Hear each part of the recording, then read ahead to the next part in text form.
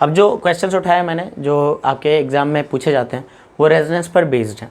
Resonance की बहुत detail में हमने बात करी थी जनरल ऑर्गेनिक केमिस्ट्री जीओसी में, पर यहाँ भी हम लोग समझ लेते हैं। अगर आपको याद हो तो रेजोनेंस के बारे में मैंने डिफाइन किया था कि रेजोनेंस का मतलब होता है पाई इलेक्ट्रॉनों का डीलोकलाइज होना पैरेलल पी ऑर्बिटल्स में। और ये पैरेलल पी ऑर्बिटल्स कहाँ मिलते हैं? या तो sp2 या तो sp हाइब्रिडाइज एटम्स के पास। मतलब रेजोनेंस में कोई sp3 एटम कभी पार्टिसिपेट करता भी नहीं है।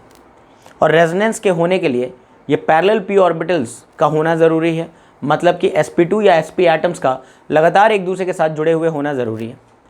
और इस प्रकार हम ये भी कहते हैं कि सिस्टम का प्लेनर होना ज़रूरी है। अगर आपका सिस्टम प्लेनर नहीं है तो रेजोनेंस नहीं होता है। तो ये रेजोनेंस के बारे में कुछ बातें बताइए। एनसीईआरटी में पढ़ोगे केमिकल बॉन्डिंग में, तो वहाँ पर आपको ये लिखा हुआ मिलेगा कि जब भी किसी भी मॉलिक्यूल की सारी प्रॉपर्टीज़ को एक सिंगल ल्यूइस डॉट स्ट्रक्चर से नहीं समझा जा सकेगा, तो उस वक्त हमें कुछ और भी दूसरे स्ट्रक्चर बनाने पड़ते हैं in order to understand the entire property of that molecule. Those different structures, those different looking structures are actually called resonating structures, और they are also known as canonical forms. ये जो कैनोनिकल फॉर्म्स हैं, ये जो resonating structure हमने बनाए हैं, इनकी एनर्जी लगभग सेम होती है। Obviously they are of different energies, but resonating structure बनाते वक्त एक बात का हमेशा ध्यान रखना होता है कि रेजोनेटिंग स्ट्रक्चर्स में कोई भी दो रेजोनेटिंग स्ट्रक्चर्स अगर हैं किसी एक ही मॉलिक्यूल का, तो वहाँ पर एटम्स की शिफ्टिंग नहीं होती है। एटम्स या न्यूक्लियाई अपनी अपनी जगह पर होंगे। टोटल नंबर ऑफ इलेक्ट्रॉन्स में चेंजेस नहीं आएंगे। जितने bonded pairs and non bonded pair of electron एक रेजोनेटिंग स्ट्रक्चर में है, उतने ही दूसरे में भी दिखेंगे। चार्जेस भी कंजर्व्ड होते हैं। बात समझ आ रही क्या? तो ये कुछ रूल्स हैं जो कि रेजोनेटिंग स्ट्रक्चर बनाते वक्त ध्यान रखने होते हैं। ये जो डिफरेंट रेजोनेटिंग स्ट्रक्चर्स हैं या कैनोनिकल फॉर्म्स हैं, ये सब के सब को स्टडी करने के बाद जो इसका एक्चुअल मॉलिक्यूल रहा होगा, जो रियल मॉलिक्यूल रहा होगा, जिसको हम रियल हाइब्रिड बोलते हैं, उसकी प्रॉपर्टीज़ को हम समझ पाते हैं। जैसे मैं आपको बताता हूँ कि अगर मैं बेंजीन की बात करूँ तो बेंजीन को जनरली हम लोग ऐसे बनाते हैं C6H6। तो इस स्ट्रक्चर को अगर मैं देखूँ तो मुझे ये पता चलता है कि यार बेंजीन में दो तरह के कार्बन कार्बन बॉन्ड होने चाहिए, डबल बॉन्ड वाले कार्बन और सिंगल बॉन्ड वाले कार्बन। मतलब कि बेंजीन के अंदर सारे के सारे कार्बन जो हैं उनकी बॉन्ड लेंथ सेम नहीं आनी चाहिए, दो तरह के बॉन्ड लेंथ पाई जानी चाहिए। और इस प्रकार दो तरह के बॉन्ड एनर्जीज वाले कार्बन पाए जाने चाहिए, कार्बन कार्बन बॉन्ड्स पाए जाने चाहिए थे। बट एक्चुअली एक्सपेरिमेंटली पता चलता है कि बेंजीन के अंदर सारे के सारे कार्बन्स के जो बॉन्ड लेंथ हैं, सीसी बॉन्ड लेंथ हैं, वो सेम हैं। सारे के सारे जो सीसी बॉन्ड एनर्जीज हैं वो भी सेम है। अब इस चीज़ को समझने के लिए हमने एक और स्ट्रक्चर बनाया कि एक्चुअली बेंजीन में एक ऐसा फिनोमेना हो रहा है जिससे ये पाई इलेक्ट्रॉन डीलोकलाइज कर रहे हैं, पाई बॉन्ड डीलोकलाइज कर रहे हैं। ये यहीं पर रुके हुए से नहीं है, ये इधर भी आपस में शिफ्ट कर रहे हैं, डीलोकलाइज कर रहे हैं। और इस प्रकार एक दूसरा स्ट्रक्चर भी बन सकता था कि पहले यहाँ सिंगल था तो डबल हो गया, यहाँ डबल था तो सिंगल हो गया, यहाँ जो सिंगल था वो डबल हो गया, यहाँ जो डबल था वो सिंगल हो गया, यहाँ जो सिंगल था वो डबल हो गया। ये दो स्ट्रक्चर एक दूसरे के कैनोनिकल फॉर्म्स या रेजोनेटिंग स्ट्रक्चर्स कहलाते हैं। ये दोनों हाइपोथेटिकल स्ट्रक्चर हैं, रियल स्ट्रक्चर नहीं है। जो एकमात्र रियल स्ट्रक्चर एग्जिस्ट कर रहा होगा बेंजीन के लिए, ना तो वो ऐसा है ना तो ये ऐसा है, इनके कहीं ना कहीं बीच का स्ट्रक्चर है, और उसको हम बोलते हैं रियल हाइब्रिड या रेजोनेंस हाइब्रिड। तो इसका जो रेजोनेंस हाइब्रिड बनेगा ना बेंजीन का, उसी को हम कुछ इस प्रकार दिखा देते हैं कि यार पाई इलेक्ट्रॉन पूरे रिंग में ही डीलोकलाइज है, फैला हुआ है। और इसीलिए बेंजीन के अंदर एक ही तरह के बॉन्ड लेंथ पाई जाती हैं, सीसी बॉन्ड लेंथ पाई जाती है। So all carbon carbon bond in benzene are of identical length. तो कभी ऐसा सवाल आ जाए कि इस मॉलिक्यूल में होने तो दो तरह के बॉन्ड लेंथ चाहिए थे पर एक ही तरह के हैं, तो उसका आंसर होता है कि क्योंकि वहां पर इक्वली कॉन्ट्रीब्यूटिंग रेजोनेटिंग स्ट्रक्चर बन रहे, this both are exactly similar, same energy वाले हैं ये, इनको हम इक्वली कॉन्ट्रीब्यूटिंग रेजोनेटिंग स्ट्रक्चर्स भी बोलते हैं। ऐसा ही एक जगह और होगा जिसको हम देखने जा रहे हैं। चलिए आइए अब सवाल देखते हैं। मैंने ये समझा दिया है, एनसीईआरटी की लाइनें जो मैंने अभी रीड आउट करी है वही लिखा है, देख लीजिए कि what is resonance, it is the delocalization of pi electron in parallel P orbital. अब नोट करके मैंने बताया है कि whenever a single Lewis structure cannot describe the properties of a molecule accurately, जब भी एक सिंगल ल्यूइस डॉट स्ट्रक्चर से एक मॉलिक्यूल की सारी प्रॉपर्टीज को नहीं समझी जा सकेगी accurately, then we need assistance of a number of similar structure. तब हमें और भी सिमिलर स्ट्रक्चर्स की जरूरत पड़ जाती है, ठीक है ना। हैविंग नियरली सेम एनर्जी, जिनकी एनर्जी लेवल लगभग सेम है, सेम पोजीशन ऑफ न्यूक्लियाई, जिसमें न्यूक्लियस मतलब एटम्स अपनी अपनी जगह पर ही, एटम्स की शिफ्टिंग नहीं होती है रेजोनेटिंग स्ट्रक्चर बनाने के दौरान, ठीक है ना। Having same positions of nuclei, bonding and non bonding pair of electron, bonding non bonding pair of electrons भी बिल्कुल सेम होंगे सभी कैनोनिकल फॉर्म्स में। These hypothetical structures are called resonating structures or canonical forms, and the actual existing molecule is called resonance hybrid. I hope ये बातें समझ आई हैं। अब यहाँ पर देखते हैं।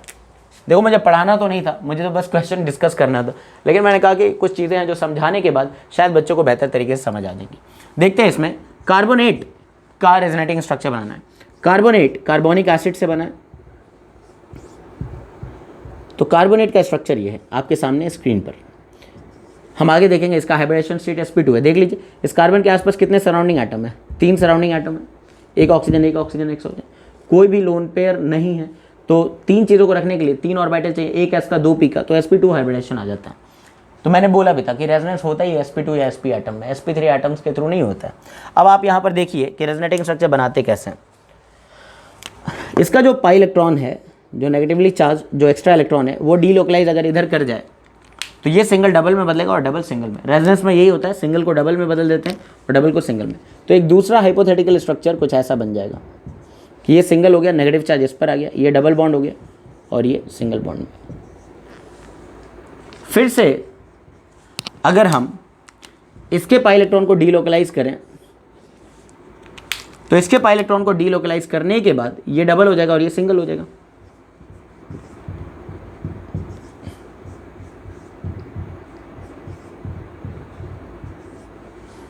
ठीक है, तो ये 3 रेजोनेटिंग स्ट्रक्चर्स हैं, 3 रेजोनेटिंग स्ट्रक्चर्स है कार्बोनेट के।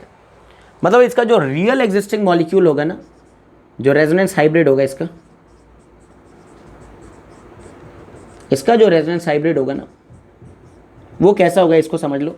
ये कार्बन हो गया, ये ऑक्सीजन हो गया, ये ऑक्सीजन हो गया और ये ऑक्सीजन हो गया। कुछ पाई इलेक्ट्रॉन, देखो इन तीनों की अगर बात माने तो ये स्ट्रक्चर कह रहा है नहीं यहाँ सिंगल बॉन्ड है, ये स्ट्रक्चर कह रहा है नहीं यहाँ सिंगल बॉन्ड है, पर ये स्ट्रक्चर क्या बोल रहा है नहीं यहाँ डबल बॉन्ड है।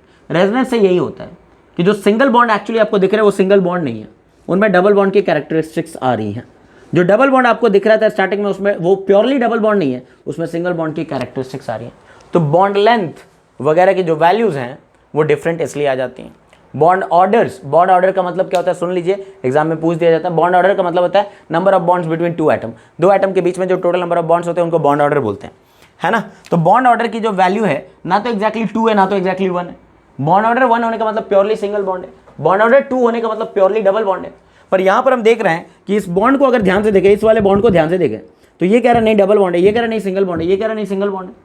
तो इसके अंदर जो बॉन्ड ऑर्डर की वैल्यू आएगी वो 1 या 2 के बीच में कुछ आएंगी, उसको निकालना भी सिखाऊंगा। रेजोनेंस होने की वजह से बॉन्ड ऑर्डर कैसे निकालते हैं।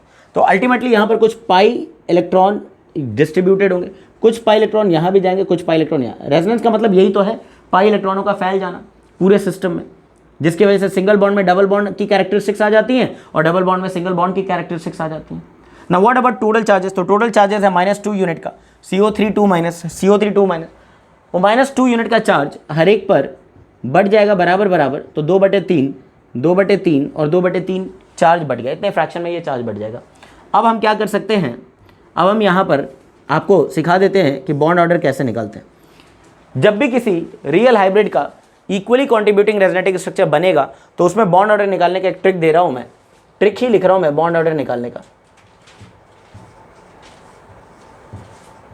कि बॉन्ड ऑर्डर निकालने का एक आसान सा ट्रिक ले लेना कि जितने एटमों में रेजोनेंस हुआ है वहाँ तक के सिग्मा बॉन्ड देख लो, वहाँ तक के पाई बॉन्ड देख लो, उनको जोड़ दो और सिग्मा बॉन्ड से डिवाइड कर दो। मतलब बॉन्ड ऑर्डर अगर निकालना है तो इसका फॉर्मूला है sigma plus pi upon sigma. ये एनसीईआरटी में नहीं है पर ये मेथड काम करेगा। अब मुझे बताओ रेजोनेंस कहाँ कहाँ चल रहा है? तो सर यहाँ भी चल रहा है, यहाँ भी चल रहा है और यहाँ भी चल रहा है, हर इलाके में रेजोनेंस चल रहा है। इन इलाकों में कितने तरह के बॉन्ड है? सर CO बॉन्ड है, ये भी CO बॉन्ड है, ये भी CO बॉन्ड है, ये भी CO बॉन्ड है। तो हम किसका बॉन्ड ऑर्डर निकाल रहे हैं? हम कार्बन ऑक्सीजन बॉन्ड का बॉन्ड ऑर्डर निकाल रहे हैं, कार्बन ऑक्सीजन बॉन्ड का बॉन्ड ऑर्डर निकाल रहे हैं। अब बताओ कितने सिंगल बॉन्ड है, कितने सिग्मा बॉन्ड है? 1 सिग्मा 1 सिग्मा 1 सिग्मा। हर डबल बॉन्ड में 1 सिग्मा 1 पाई होता है, हर ट्रिपल बॉन्ड में 1 सिग्मा 2 पाई होता है। कितने सिग्मा बॉन्ड है? 1 2 और 3, 1 2 और 3 सिग्मा बॉन्ड। कितने पाई बॉन्ड है? 1 डिवाइडेड बाई सिग्मा मतलब 3। तो यहाँ का बॉन्ड ऑर्डर जो आ रहा है वो 4/3 मतलब 1.33 आ गया। मतलब आप देख सकते हो कि यहाँ का जो बॉन्ड ऑर्डर आ रहा है ना, वो ना तो प्योरली 2 आ रहा है ना तो प्योरली 1 आ रहा है, इसके बीच में आ रहा है। मतलब ना तो ये प्योरली सिंगल बॉन्ड है ना तो ये प्योरली डबल बॉन्ड है। आ रही बात समझ? ये पार्शियल बॉन्ड्स कहलाते हैं, पार्शियल बॉन्ड्स कहलाते हैं। तो कार्बोनेट के बारे में ये बात बता दी। एक सवाल और आता है, वो भी क्वेश्चन देख लो कि explain why all CO bonds in carbonate ion is of same length। तो अभी बताया था मैंने कि जब भी ऐसे सवाल आ जाए कि इस मॉलिक्यूल के अंदर, ठीक है ना, सारे के सारे बॉन्ड्स क्यों सेम लेंथ के, तो इसका आंसर हो जाता है रेजोनेंस।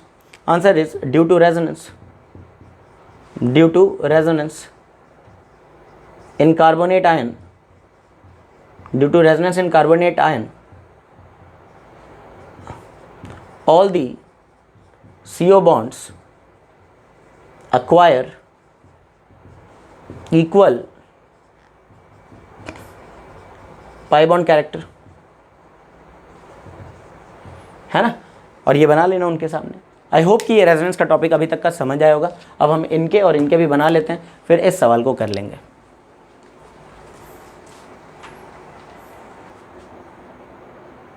हो गया। अब बच्चों दो और सवाल हैं हमारे पास रेजोनेंस पर। एक तो है ओजोन के बारे में। ओजोन के बारे में बिल्कुल सिमिलर कहानी आएगी कि ओजोन में सारे ऑक्सीजन ऑक्सीजन बॉन्ड लेंथ क्यों बराबर है। पहले तो ओजोन का स्ट्रक्चर देख लेते हैं। अगर आप इसका लुईस डॉट स्ट्रक्चर बनाएंगे, आपको बनाना सिखाया भी है, तो O2 का स्ट्रक्चर सबको आता होगा। O2 का स्ट्रक्चर ये है। O2 का स्ट्रक्चर बनाते ही दोनों ऑक्सीजन के ऑक्टेट पूरे हो गए। देख लीजिए, क्योंकि दोनों ऑक्सीजन के आसपास 8 इलेक्ट्रॉन है। 2 बॉन्ड का मतलब कितने इलेक्ट्रॉन हो जाते हैं? 4 इलेक्ट्रॉन हो जाते हैं 2 बॉन्ड का मतलब। और 2 लोन पेयर का मतलब भी 4 इलेक्ट्रॉन, मतलब इसके पास भी 8 हो गए, इसके पास भी 8 हो गए। लेकिन एक ऑक्सीजन बेचारा अनबॉन्डेड रह गया। तो ये जो ऑक्सीजन अनबॉन्डेड रह गया है, इसकी तरफ एक lone pair central oxygen coordinate कर देगा। आपको कोऑर्डिनेट बॉन्ड का बताया था, ये लोन पेयर इसकी तरफ आ जाएगा। तो इसको चाहो तो ऐसे भी दिखा सकते हो, ऐसे भी दिखा सकते हो, है कि नहीं, कोऑर्डिनेट बॉन्ड के रूप में। अब जाहिर सी बात है, अगर मैं इसको ऐसे दिखा रहा हूँ, मतलब इन दोनों ऑक्सीजन के बीच में कोऑर्डिनेट बॉन्ड है और इधर डबल बॉन्ड दिखा रहा हूँ, तो एक दूसरा रेजोनेटिंग स्ट्रक्चर भी संभव है जिसमें ये कोऑर्डिनेट बॉन्ड इधर की तरफ रहा हो। बोली? तो ये दोनों भी एक दूसरे के इक्वल आरएस है, इक्वली कंट्रीब्यूटिंग रेजोनेटिंग स्ट्रक्चर्स है। पर एक्चुअली कोऑर्डिनेट बॉन्ड एक तरह का कोवेलेंट बॉन्ड होता है जिसको फॉर्मल चार्ज के थ्रू हम दिखाते हैं। तो इस कोऑर्डिनेट बॉन्ड को कोवेलेंट बॉन्ड में बदलने के लिए फॉर्मल चार्ज दिया जाएगा।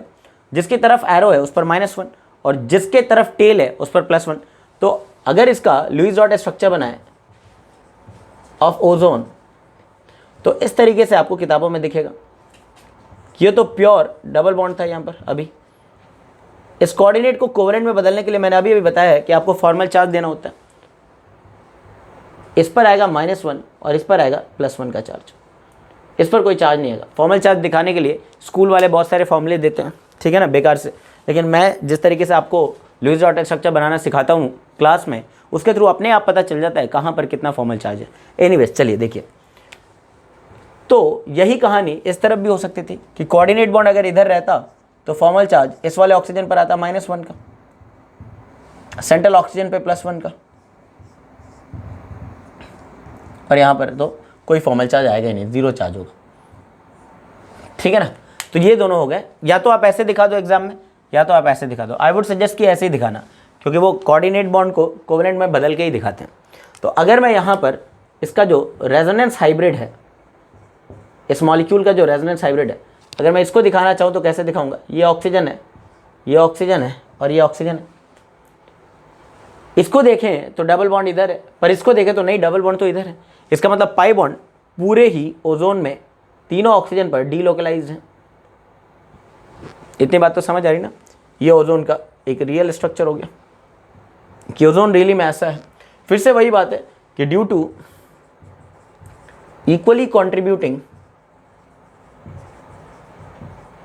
resonating structure in ozone, both the OO bonds are of same length, and same energy। तो ये भी ध्यान रखना है कि ओजोन में दो तरह के बॉन्ड्स है ही नहीं, एक ही तरह के बॉन्ड है। यही सवाल यहाँ पर भी वैलिड है, लास्ट वाले में फॉर्मेट आयन। ये तो किसी भी कार्बोक्सिलेट आयन में हो सकता है। फॉर्मेट आयन क्या होता है? HCOO माइनस, फॉर्मिक एसिड से बना हुआ है। तो ये रहा H, ये रहा C, OO माइनस का मतलब क्या है? डबल बॉन्ड O और O माइनस। ये तो एक कैनोनिकल फॉर्म है। इसका दूसरा कैनोनिकल फॉर्म या रेजोनेटिंग स्ट्रक्चर कैसे बनेगा? जब ये पाई इलेक्ट्रॉन डीलोकलाइज कर जाए इस ऑक्सीजन पर, बोलो है कि नहीं? तो बनेगा क्या? HC, ये डबल बॉन्ड हो जाएगा सिंगल बॉन्ड, ये जो सिंगल बॉन्ड है ये हो जाएगा डबल बॉन्ड। इसने अपना इलेक्ट्रॉन पेयर खो दिया तो इस पर दो ही इलेक्ट्रॉन पेयर है, इस पर एक एक्स्ट्रा इलेक्ट्रॉन पेयर जनरेट हो गया, नेगेटिव चार्ज। तो यहाँ रेजोनेंस कौन से इलाके में चल रहा है? इस इलाके में। तो ये दोनों CO बॉन्ड सेम लेंथ के हो जाएंगे क्योंकि दोनों बिल्कुल आइडेंटिकल हैं। मैं ये नहीं कह रहा हूँ कि हर जगह रेजोनेंस होने से सेम बॉन्ड लेंथ हो जाती है, नहीं, दोनों आइडेंटिकल बनने चाहिए।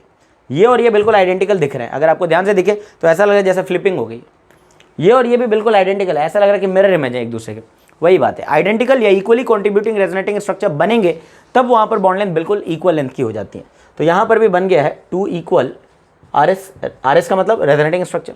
इसका जो रेजोनेंस हाइब्रिड है RH का मतलब समझ जाना, रेजोनेंस हाइब्रिड, वो कैसे दिखाएंगे? HCO और O है, पाई इलेक्ट्रॉन कैरेक्टरिस्टिक्स यहाँ पर है और यहाँ पर है। कितने यूनिट का चार्ज था स्टार्टिंग मॉलिक्यूल पर? -1 का, तो -12 इस पर चार्ज आएगा और -12 इस पर चार्ज आएगा। ये जो चार्जेस आ रहे हैं इनको फॉर्मल चार्ज बोलते हैं। Both the CO bonds in formate ion are of equal length या सेम लेंथ। ये भी ध्यान रखेंगे, जहाँ पर भी इक्वली कॉन्ट्रीब्यूटिंग रेजोनेटिंग स्ट्रक्चर बनते हैं वहाँ के सारे बॉन्ड्स जहाँ पर रेजोनेंस चल रहा था वो सेम लेंथ के हो जाएंगे।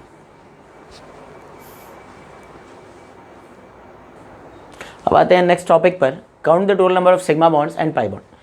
सबको पता है पहले से भी कि सिंगल बॉन्ड सारे के सारे सिग्मा बॉन्ड कहलाते हैं, डबल बॉन्ड के अंदर एक सिग्मा एक पाई होता है और ट्रिपल बॉन्ड के अंदर एक सिग्मा दो पाई होता है। आइए चलिए इसमें काउंट करके देखते हैं। सबसे पहला स्ट्रक्चर अगर आप देखें तो C2H4 है।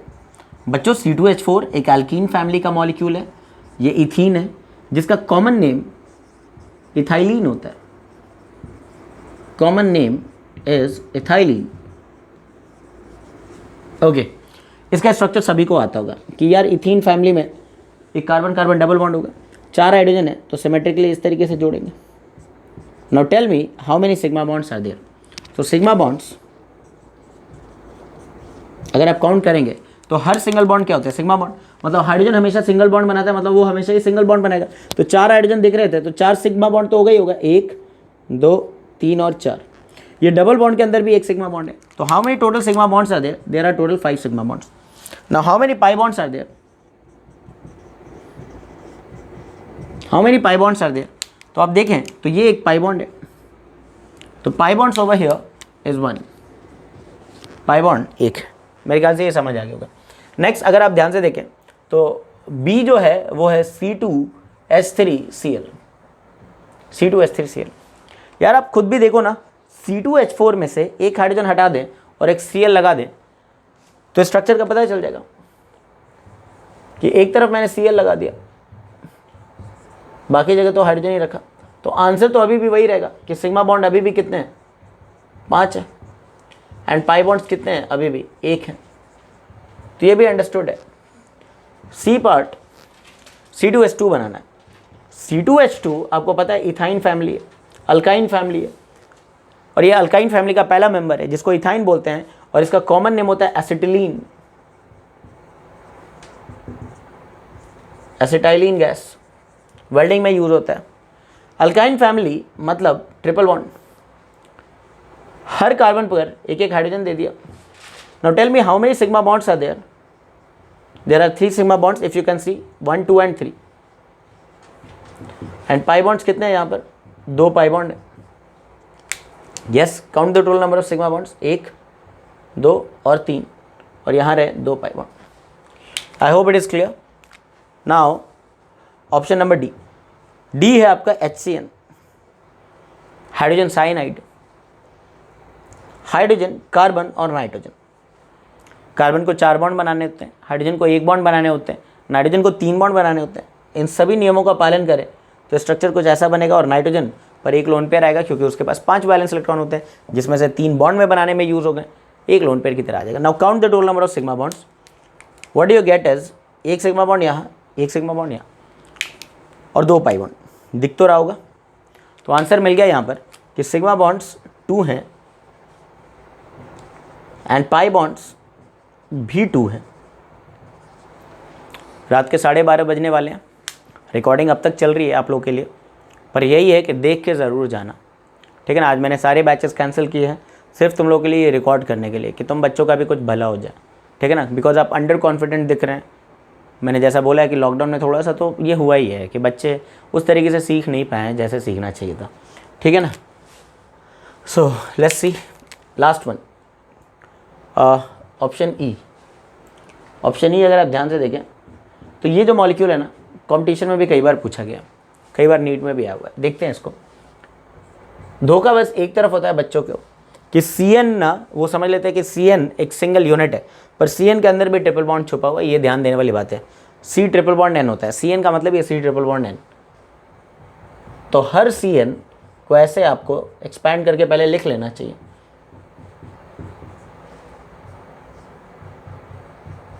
नाइट्रोजन जब भी 3 बॉन्ड बनाएगा एक लोन पेयर भी आएगा।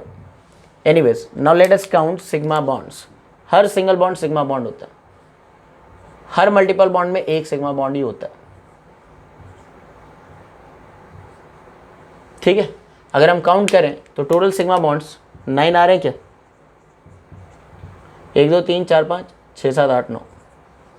पाई बॉन्ड्स अगर काउंट करेंगे तो ट्रिपल बॉन्ड के अंदर 2 पाई बॉन्ड होते हैं, तो यहाँ 2 पाई है, यहाँ पर भी 2 पाई, यहाँ पर भी 2 पाई है, यहाँ पर भी 2 पाई है, यहाँ पर 1 पाई है, मतलब टोटल 9 पाई भी हैं। तो इंपॉर्टेंट सवाल है, 9 सिग्मा एंड 9 पाई बॉन्ड्स होते हैं। आई होप ये समझ आ गया। अब मैं कुछ क्वेश्चंस उठाने जा रहा हूँ दूसरे टॉपिक से, है ना। रेजोनेंस के टॉपिक से सवाल कर लिया, शेप हाइब्रिडाइजेशन वाले टॉपिक से सवाल कर लिया। अब हम कुछ टॉपिक उठाने वाले हैं, या तो मॉलिक्यूलर ऑर्बिटल थ्योरी के क्वेश्चन देखता हूँ मैं जो पूछे जाते हैं, या फिर बॉन्ड पैरामीटर्स के क्वेश्चन, या फिर हाइड्रोजन बॉन्डिंग वगैरह पर देखते हैं। बच्चों देखो, जो नेक्स्ट 2 सवाल है ना, ये डाइपोल मोमेंट पे बेस्ड सवाल है ना, डाइपोल मोमेंट, और इसकी मदद से पोलर नॉन पोलर मॉलिक्यूल पहचानते हैं। तो डाइपोल मोमेंट के बारे में थोड़ा सा आपको बता दूं कि अगर आपके पास A और B के बीच में कोवेलेंट बॉन्ड बना है और A और B के बीच में इलेक्ट्रोनेगेटिविटी डिफरेंस अगर है, तो जो बॉन्ड एग्जिस्ट करते हैं, जो कोवेलेंट बॉन्ड बने हैं इन दोनों के बीच में, उनको पोलर कोवेलेंट बॉन्ड बोला जाता है। एक कोवेलेंट बॉन्ड पोलर है कि नॉन पोलर है, it will be decided on the basis that whether those atoms which are bonded by the covalent bond have same or different electronegativity values। मतलब कि अगर 2 एटम जिनके बीच में इलेक्ट्रोनेगेटिविटी डिफरेंस नहीं था, मतलब दोनों के दोनों सेम एटम हैं, होमो एटॉमिक टाइप के मॉलिक्यूल्स हैं, तो उनके बीच में जो कोवेलेंट बॉन्ड बनेगा वो प्योर कोवेलेंट बॉन्ड है, वो नॉन पोलर नेचर का होगा, क्योंकि उसके सिग्मा इलेक्ट्रॉन्स एग्जैक्टली बीचों बीच पड़े होंगे, दोनों की इलेक्ट्रोनेगेटिविटी वैल्यू बराबर है। जैसे मान लो H2 की बात कर रहा हूँ मैं, H2 is a diatomic molecule which is a kind of homoatomic molecule as well, क्योंकि दोनों के दोनों हाइड्रोजन एटम के बीच में इलेक्ट्रॉनों की शेयरिंग हुई है। तो दोनों हाइड्रोजन की इलेक्ट्रोनेगेटिविटी वैल्यू सेम है, तो इलेक्ट्रोनेगेटिविटी सेम होने की वजह से कोई भी इस सिग्मा इलेक्ट्रॉन को अपनी तरफ खींचना नहीं चाहेगा। अगर हम कहते हैं कि एक एटम ज़्यादा इलेक्ट्रोनेगेटिव है दूसरे से, तो इसका मतलब है कि सिग्मा इलेक्ट्रॉन को ये अपनी तरफ थोड़े बहुत डिस्प्लेस करा सकता था। अगर सिग्मा इलेक्ट्रॉन को एक मोर इलेक्ट्रोनेगेटिव एटम ने अपनी तरफ डिस्प्लेस करा लिया, तो वो पार्शियली इलेक्ट्रॉन रिच हो जाएगा, और वो जो इस एटम के रिस्पेक्ट में इलेक्ट्रोनेगेटिविटी जिसकी कम रही थी, जो कम इलेक्ट्रोनेगेटिव था, उसकी तरफ से सिग्मा इलेक्ट्रॉन डिस्प्लेस हो चुका होगा, तो उस पर कुछ इलेक्ट्रॉनों की कमी हो जाएगी, उस पर पार्शियल पॉजिटिव आ जाएगा। तो due to electronegativity difference between 2 covalently bonded atom, partial charges are created. और हम कहते हैं कि बॉन्ड जो है वो पोलर है, बॉन्ड पोलर है। एक बात फिर से सुन लीजिए, बॉन्ड का पोलर होना ये ज़रूरी नहीं है कि पूरे मॉलिक्यूल में भी पोलैरिटी रही होगी, पूरा मॉलिक्यूल भी पोलर हो। पोलर बॉन्ड्स को रखने वाले मॉलिक्यूल ओवरऑल नॉन पोलर भी हो सकते हैं, बिकॉज मॉलिक्यूल पोलर है कि नॉन पोलर है ये डिसाइड होता है हर बॉन्ड के नेट बॉन्ड मोमेंट्स को देख करके, ना कि एक सिंगल पोलर बॉन्ड को देख करके। मेरी बात को समझिए और समझ आएगा भी। अभी मान लो हमारे पास A और B 2 एटम हैं, मैंने बोला बी मोर इलेक्ट्रोनेगेटिव है, तो ये सिग्मा इलेक्ट्रॉन को ना अपनी तरफ थोड़ा सा डिस्प्लेस करा लेगा, तो यहाँ सिग्मा इलेक्ट्रॉन बीच में नहीं पड़ा होगा, जिसकी वजह से ये पार्शियली इलेक्ट्रॉन रिच हो जाएगा, इस पर पार्शियल नेगेटिव चार्ज आ जाएगा और इस पर पार्शियल पॉजिटिव चार्ज आ जाएगा। तो हम कहते हैं कि ये एक पोलर कोवेलेंट बॉन्ड है। This is a kind of polar covalent bond, PCB, polar covalent bond, right. तो क्या समझ आ रहा है, इसके लिए इलेक्ट्रोनेगेटिव डिफरेंस होना चाहिए। There must be EN difference between covalently bonded atoms.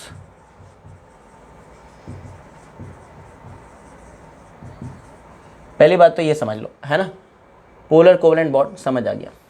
Non polar covalent bond की बात करें तो नॉन पोलर कोवेलेंट बॉन्ड बनेगा सिमिलर एटम्स के बीच में, जैसे A और A हो गया।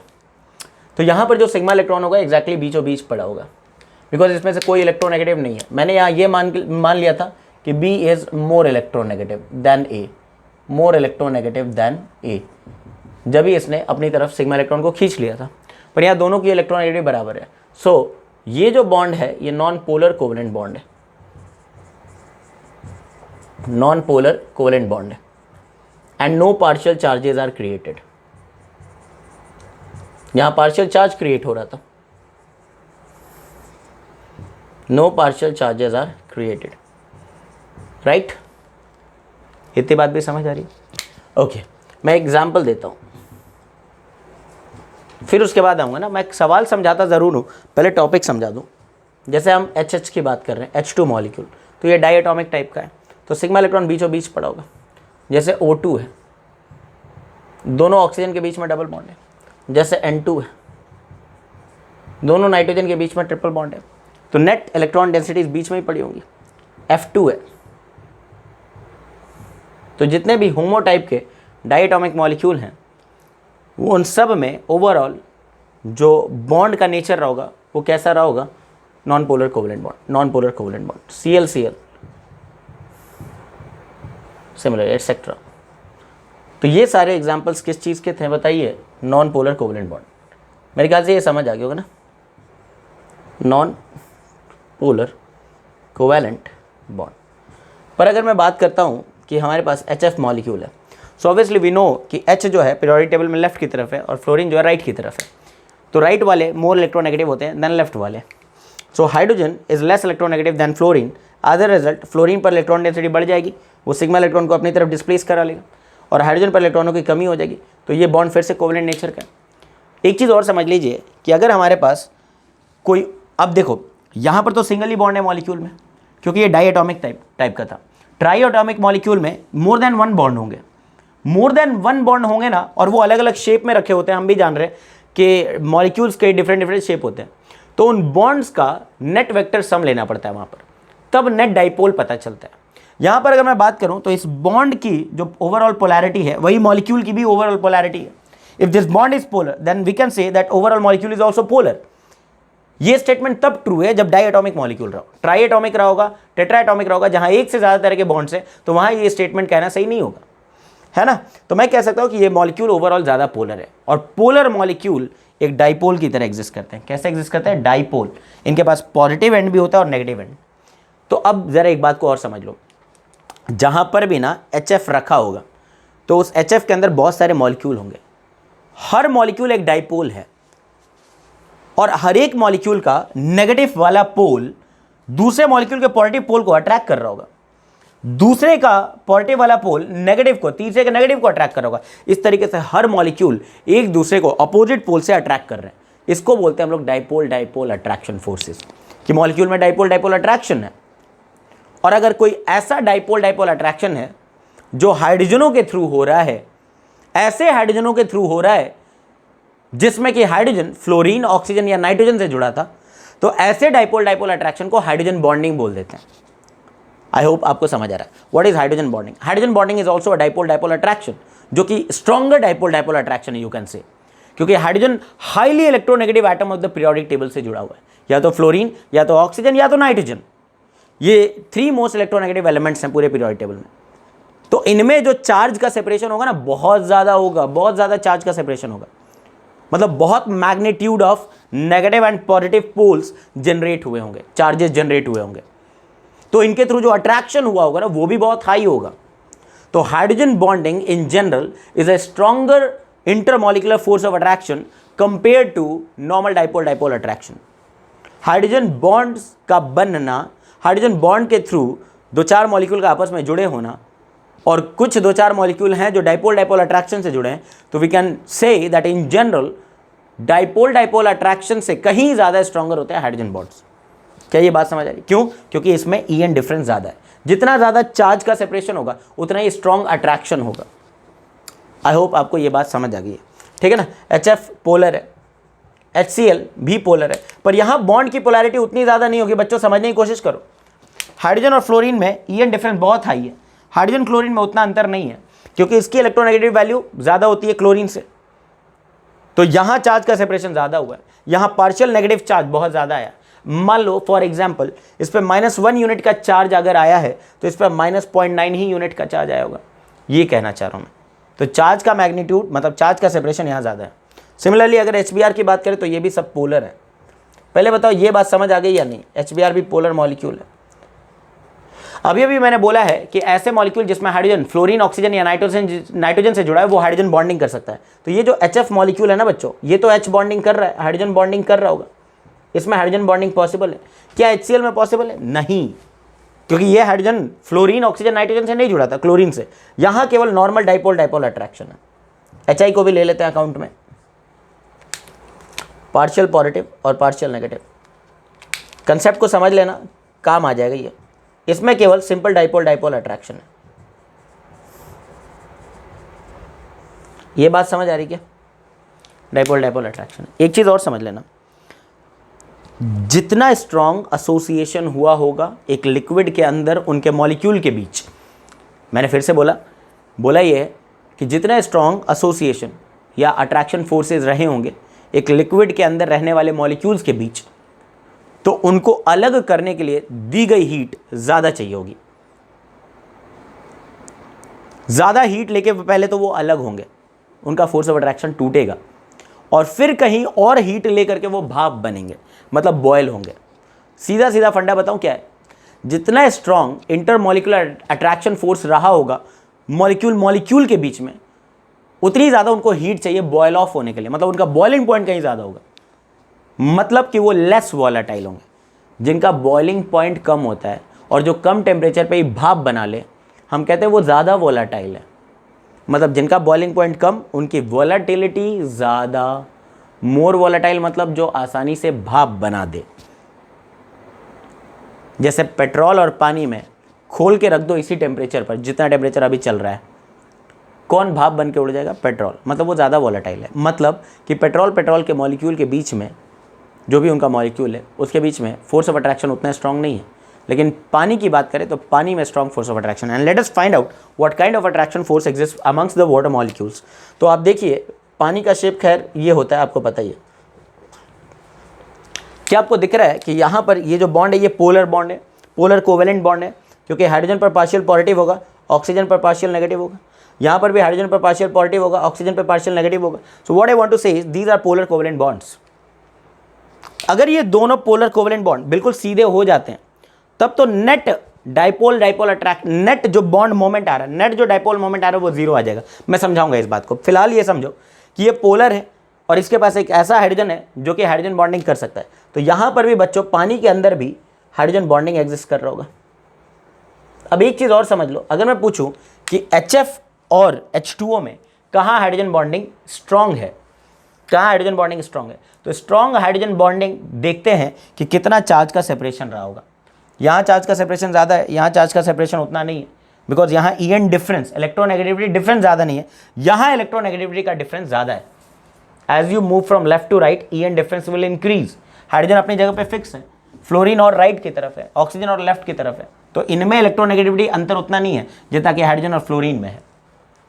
खैर, तो यहाँ का हाइड्रोजन बॉन्डिंग स्ट्रॉन्ग रहा होगा H2O के हाइड्रोजन बॉन्डिंग से। तो इन दोनों में हाइड्रोजन बॉन्डिंग है, लेकिन comparatively this is going to be a stronger hydrogen bond, right. फिर उसी तरीके से अगर अमोनिया को देखें तो अमोनिया का शेप अभी देखा था पिरामिडल होता है। इनमें अगर देखें तो ये डेल्टा पॉजिटिव और इस पर डेल्टा नेगेटिव, तो ये भी पोलर बॉन्ड है, ये भी पोलर बॉन्ड है और ये भी हाइड्रोजन बॉन्डिंग कर सकता है। This can also form hydrogen bonding. तो पहले बात बताओ कि हाइड्रोजन बॉन्डिंग कहाँ है कहाँ नहीं, ये देखना तो आ गया होगा। ठीक है, डाइपोल डाइपोल अट्रैक्शन वर्ड का मतलब समझ गए, कौन सा बॉन्ड पोलर होता है कौन सा नॉन पोलर होता है ये समझ आ गया। अब जरा एक चीज़ को और समझ लो कि अगर आपके पास ट्राई एटॉमिक मॉलिक्यूल है, ट्राई एटॉमिक है ना, तो ट्राई एटॉमिक मॉलिक्यूल अगर वो लीनियर हो गया, अगर वो लीनियर हो गया, समझना लीनियर हो गया है ना, उसका शेप ऐसा था, तो इस बॉन्ड में डेल्टा नेगेटिव चार्ज इधर है और डेल्टा पॉजिटिव चार्ज इधर है। तो हर बॉन्ड का एक बॉन्ड मोमेंट दिखाते हैं एरो साइन से, from less electronegative to more electronegative. इसको हम डाइपोल वेक्टर बोलते हैं, एक सिंगल डाइपोल वेक्टर। एक सिंगल बॉन्ड की वजह से जो डाइपोल वेक्टर होता है उसको बॉन्ड मोमेंट भी बोला जाता है। इसका देखिए अगर, तो अगेन ये भी बी है, ये भी वही एटम है, ये भी मोर इलेक्ट्रोनेगेटिव है, तो इस बॉन्ड का भी डाइपोल वेक्टर इधर को होगा। अगर इसका नेट डाइपोल वेक्टर की वैल्यू x है तो इसकी भी net dipole vector value x है, और नेट डाइपोल मोमेंट जो आएगा वो वेक्टर सम आएगा इसका, मतलब 0 हो जाएगा। अब बात को समझो कि म्यू क्या होता है। म्यू को हम लोग बोलते हैं dipole moment. Dipole moment is denoted by mu and it is calculated using charge separation into distance, Q into D। इसका फॉर्मूला होता है Q into D, है ना, कि कितना चार्ज का सेपरेशन था एक बॉन्ड में और कितना उसका बॉन्ड लेंथ था, डिस्टेंस था, इस तरीके से निकालते हैं। अगर ये एक वेक्टर क्वांटिटी है, ये भी बात है, this is a vector quantity, mu vector is Q cross D, ऐसे समझ लो। डाइपोल मोमेंट एक वेक्टर क्वांटिटी है, ठीक है। अब ध्यान से समझेंगे, अगर हमारे पास दो बॉन्ड है, दो डाइपोल वेक्टर हैं, है ना, तो उनका नेट रिजल्टेंट आपको लेना पड़ेगा, इसका रिजल्टेंट 0 हो जाएगा अगर आपका मॉलिक्यूल लीनियर है, तो लीनियर मॉलिक्यूल है तब। लेकिन अगर आपका मॉलिक्यूल लीनियर नहीं था, इस तरीके का था, तो इसका नेट डाइपोल 0 नहीं आएगा। आप देख लो, फिर से समझ लो, ए कम इलेक्ट्रोनेगेटिव है, बी ज़्यादा इलेक्ट्रोनेगेटिव है, तो बी पर पार्शियल नेगेटिव चार्ज होगा और बी पर पार्शियल नेगेटिव, और ए पर पार्शियल नेगेटिव, पार्शियल पॉजिटिव। ये भी ट्राई एटॉमिक है। शेप अगर लीनियर था तो हमने देखा नेट डाइपोल मोमेंट 0 हो जाता है। जब नेट डाइपोल मोमेंट 0 हो गया तो हम कहते हैं कि मॉलिक्यूल ओवरऑल नॉन पोलर था। देखो, इस मॉलिक्यूल के दोनों बॉन्ड पोलर जरूर है, दोनों बॉन्ड पोलर जरूर है, पर ओवरऑल मॉलिक्यूल पोलर है कि नहीं, वो नेट डाइपोल मोमेंट देख के पता चलता है। नेट डाइपोल मोमेंट 0 आ गया तो molecule non polar, net dipole moment 0 नहीं आ रहा, कुछ वैल्यू आ रही, तो मॉलिक्यूल पोलर है, मॉलिक्यूल पोलर है। इसकी यूनिट डिबाई होती है, ये भी बता देता हूँ, unit of dipole moment is debye, ठीक है ना। अब यहाँ देख लो, ए और बी बॉन्ड, ए बी के बीच का बॉन्ड पोलर है, तो इसका डाइपोल वेक्टर इधर होगा और इसका भी डाइपोल वेक्टर इधर होगा। नेट डाइपोल मोमेंट जो आएगा, इन दोनों का रिजल्टेंट किधर जाएगा, कहीं यहाँ पर, बोलो है कि नहीं। फिजिक्स तो आपको आती होगी, दो वेक्टर का सम निकालना आती होगा। नेट डाइपोल मोमेंट यहाँ को जाएगा, मतलब ये 0 नहीं हो रहा है, तो मतलब मॉलिक्यूल पोलर होगा। मतलब कि कंपाउंड में किसी मॉलिक्यूल के अंदर अगर बॉन्ड पोलर है तो ओवरऑल मॉलिक्यूल नॉन पोलर भी हो सकता है और ओवरऑल मॉलिक्यूल पोलर भी हो सकता है। It will be decided on the basis of net vector sum of all the dipole moments of each bonds present in that molecule. उस मॉलिक्यूल में जितने भी बॉन्ड है ना, उन सब का नेट डाइपोल मोमेंट का नेट वेक्टर सम लेना पड़ता है। क्या इतनी बात समझ आ गई? इतनी बात तो समझ आ गई होगी। अब चलो यहाँ के सवाल देखते हैं, ठीक है, बहुत ही इंपॉर्टेंट सवाल। एक बात और बता देता हूँ कि ऑल्सो नोट करके मैं बता देता हूँ कि अगर किसी एटम पर लोन पेयर है तो इस लोन पेयर के भी डायरेक्शन में एक डाइपोल वेक्टर एग्जिस्ट करता है, एक डाइपोल वेक्टर एग्जिस्ट करता है। इसको ऑर्बिटल मोमेंट बोलते हैं, ठीक है ना, ऑर्बिटल डाइपोल मोमेंट भी बोलते हैं। अब ज़रा ध्यान से देखना, पहला सवाल है NH3 और NF3 में कौन ज़्यादा पोलर है। ये रिपीटेड सवाल है, कई बार आया। अमोनिया अभी हमने देखा है पिरामिडल होता है, इस पर एक लोन पेयर भी होता है। NF3 भी बिल्कुल ऐसा ही होगा। Now what is the difference between these two? The basic difference is कि यहाँ जो तीनों NH बॉन्ड है उसमें ज़्यादा पोलर कौन है, अरे ज़्यादा इलेक्ट्रोनेगेटिव कौन है? नाइट्रोजन और हाइड्रोजन में नाइट्रोजन ज़्यादा इलेक्ट्रोनेगेटिव है, तो इस बॉन्ड का बॉन्ड मोमेंट नाइट्रोजन की तरफ, इस बॉन्ड का बॉन्ड मोमेंट नाइट्रोजन की तरफ, इस बॉन्ड का भी बॉन्ड मोमेंट नाइट्रोजन की तरफ, और नाइट्रोजन के ऊपर जो लोन पेयर है उसका बॉन्ड मोमेंट इधर की तरफ होगा। वो अलग बात है कि इसका मैग्नीट्यूड अलग होगा, इसका मैग्नीट्यूड अलग होगा, क्योंकि यहाँ चार्ज सेपरेशन अलग है, बॉन्ड लेंथ अलग है। सही है। तो यहां पर अगर हम देखें तो net dipole moments of the 3NH bond is getting added to the net dipole moment of the orbital dipole moment of nitrogen. जबकि यहां देखें तो NF बॉन्ड के जो नेट डाइपोल वेक्टर हैं वो फ्लोरीन की तरफ है, because fluorine is more electronegative than nitrogen, और लोन पेयर की वजह से इस डायरेक्शन में है। तो इन तीनों का नेट सम जो नीचे आ रहा होगा इसको